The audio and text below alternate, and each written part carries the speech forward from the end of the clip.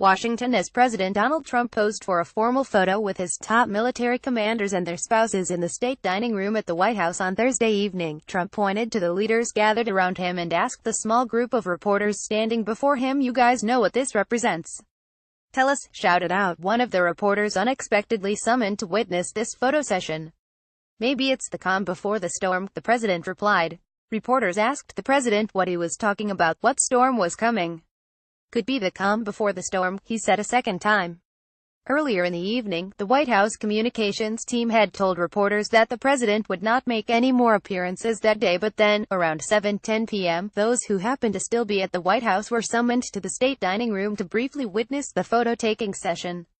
And it was there that they found themselves asking again and again, what storm? A storm involving Iran, after all. It was reported earlier in the day that Trump plans to announce next week that he will decertify the international nuclear deal with Iran, kicking the issue to a reluctant Congress. A storm involving Islamic State terrorists. What storm? U.S. President Donald Trump gives a thumbs-up next to First Lady Melania Trump during an official photograph with senior military leaders and spouses in the state dining room of the White House.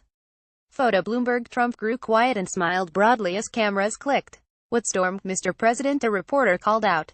President Trump positions himself behind his wife, Melania, as they pose for the group photo. Photo. Andrew Harrer. "We have the world's great military people in this room, I will tell you that," Trump said in a loud but calm tone. He then looked down the rows of people standing on either side of him and said, "Thank you all for coming, thank you." One of the reporters again asked, "What storm, Mr. President?" He responded, "Yeah, we'll find out." The reporters were then led out of the room, after having been there for just 1 minute. Washington Post.